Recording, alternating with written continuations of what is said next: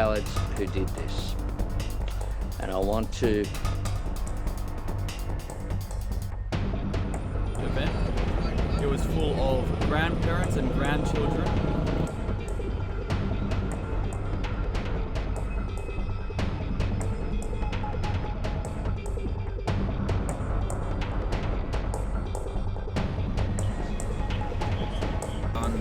Standing on the bridge event. It was full.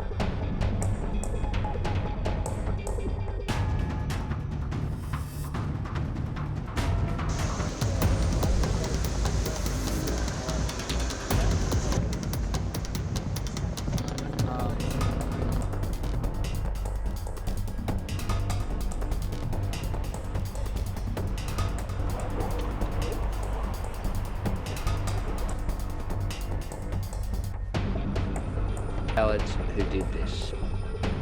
And I want to... What we saw yesterday was an act of pure evil, an act of terror, an act of anti-Semitism, an attack on the first day of Hanukkah targeted at the Jewish community. A dark day in Australia's history on what should have been a day of light.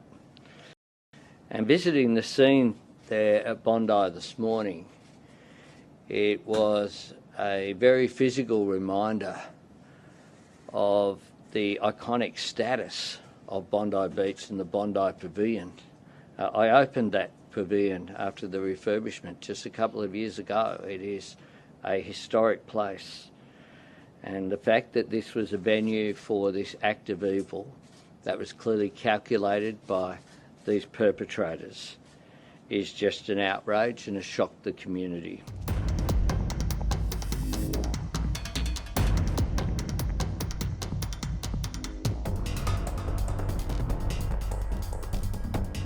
It's just grief, utter grief.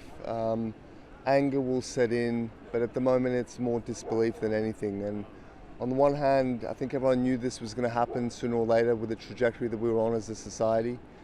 But for it to actually happen here at our Hanukkah event at Bondi Beach, which every year is just the most beautiful family event with kids running around, and you know, it's a celebration. And to think that people were there with heavy weapons, picking off children and the elderly, and just getting all the facts this morning and hearing about more dead and people dying overnight in the hospital and the ages of the deceased. You know, a man who I knew very well in his 90s is dead, a survivor of the Holocaust. The rabbi, who's a dear, dear friend of mine and was really a pillar of our community, did so much for everybody. He's among the dead. It's just impossible to rationalize and comprehend that this has happened. This is obviously the heart of the community. This is, you know, the core of Jewish life in this city, but it's also a Hanukkah event. You know, it's not a random attack that happens to ensnare the Jewish community. People came to kill Jewish children and women and the elderly, and they knew that here they would have, in a relatively small area, hundreds and hundreds of people, like fish in a barrel. And that's what they wanted. They wanted to kill as many Jewish people as possible simply because they were Jewish, for the crime of being Jewish.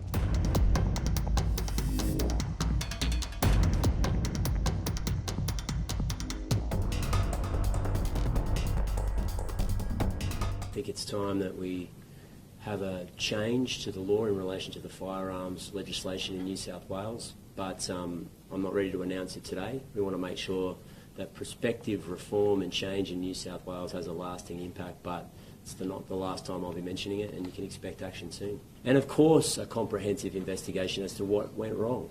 What could we do better?